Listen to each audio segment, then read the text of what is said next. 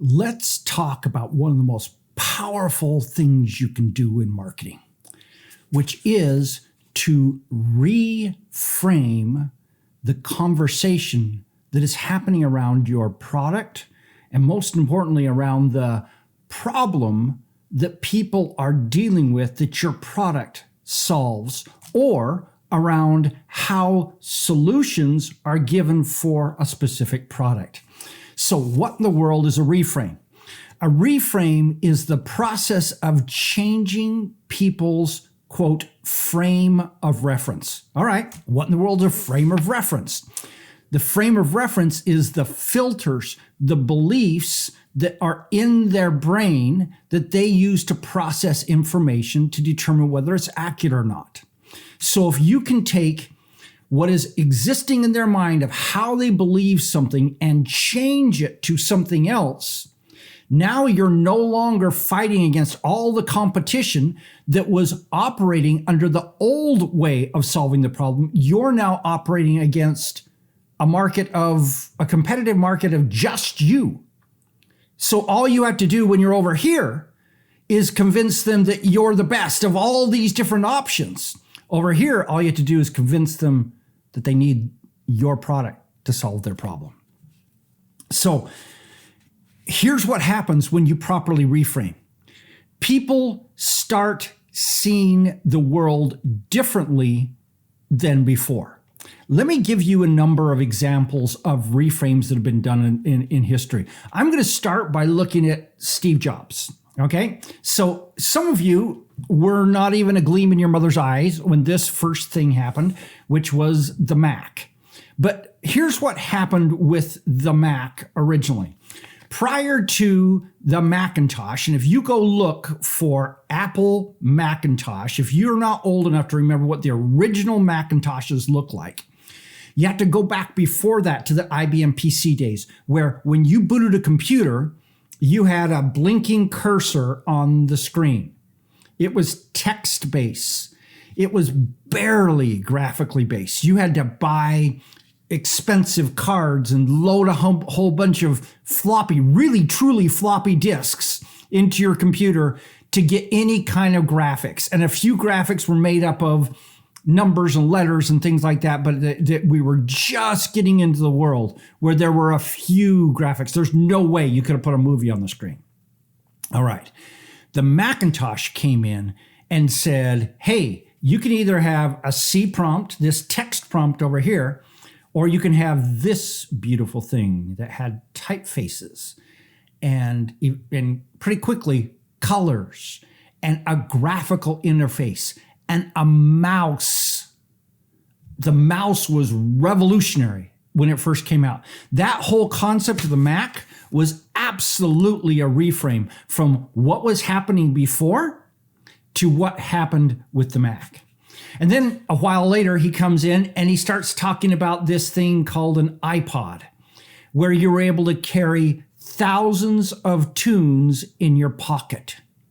What it was before that was you carried around a great big giant boombox, or possibly you carried a Walkman. The problem of a Walkman is you could put in a maximum 90-minute tape into it, which means if you were going on a road trip and you needed 8 hours of music, you had to have a whole big thing full of tapes.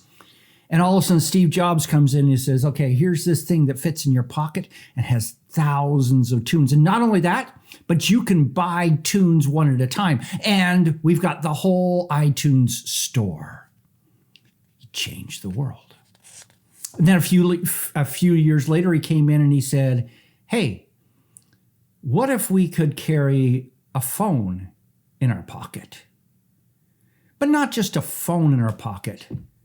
What if we could carry the entire internet in our pocket? So now not only can you play tunes, but you can access every piece of information available anywhere via the web. And it changed the world. Think about how your world has changed with this thing. Right? Can you imagine? Can you even remember the days when you didn't have the ability to find out whether a store was open or how far to get to some place or something like that? all the things that came from that started with a reframe. All right. So lest I become seen as a Steve Jobs aficionado, which I'm a big fan of his, but he's not perfect by any means. Let's talk about ulcers. So I had an ulcer back in high school, which means I worried a lot, had a lot of stress. And so it meant that I had to take antacids all the time. I had to eat bland, boring foods. I could never eat the spicy food that I really enjoyed. And I was at risk every time I ate anything that I would eat something and it would set off my ulcer and put me in pain and potentially have me in bed for the rest of the evening. And then there was always the dreaded fear of it breaking through and bleeding out. And literally I could be dead in 6 hours at any point in time. And then one day, a doctor said, I've run a bunch of tests, and it doesn't appear that food has anything to do with it. What I have found is in all the tests, the people that I've taken tests with ulcers, they all have this certain bacteria in their stomach. And people who don't have ulcers don't have that bacteria in their stomach. And this is the way it is. And he started talking about it, and nobody believed him. Finally, he took a bunch of that bacteria and chugged it down himself. And sure enough, a few days later, he had an ulcer. And he knew that bacteria can be cured with antibiotics. He took a heavy dose of antibiotics after it was confirmed that he had an ulcer. Stick a scope down his throat and show, yes, he has an ulcer. He takes antibiotics, and a few weeks later, he no longer has an ulcer. He reframed the entire world of ulcers. Why? Because he showed facts that said the way we think about ulcers right now is not true. Okay, here's another one. When I was growing up and playing basketball, the highest percentage shots were get it to the inside. And so what we had that close area within 15 feet of the goal that we were always trying to force the ball into there so you get a close shot. The center, the forwards played a major role. The guards, their simple job was to either drive the lane or to get it into the big guys in the middle.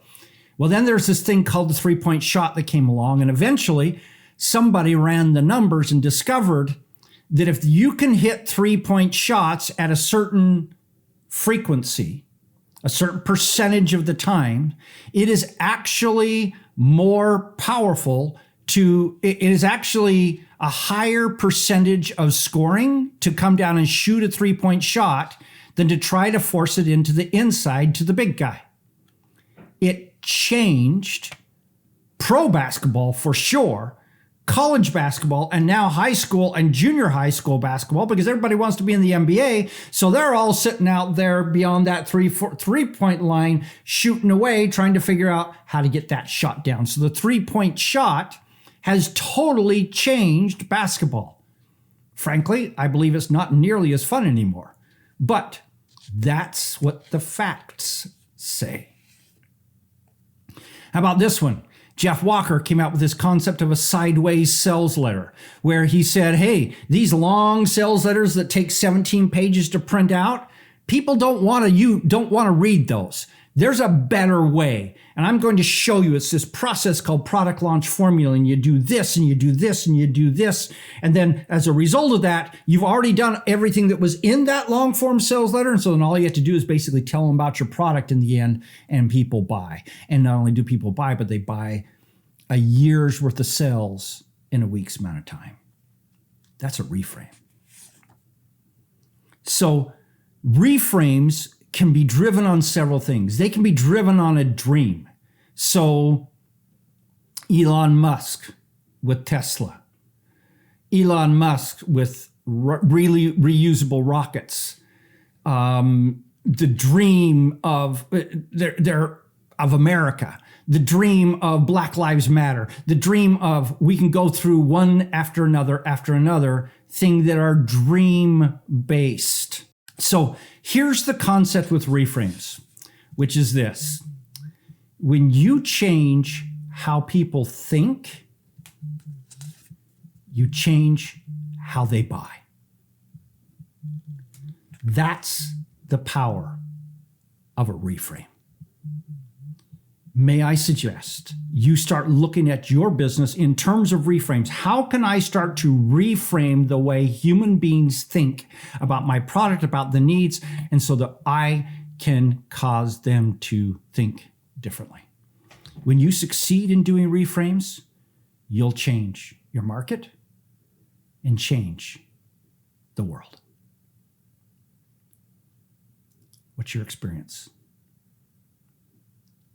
What are some great examples of reframes that you've seen? Let me know in the comments section. This is Don Crowther saying, just go do this stuff.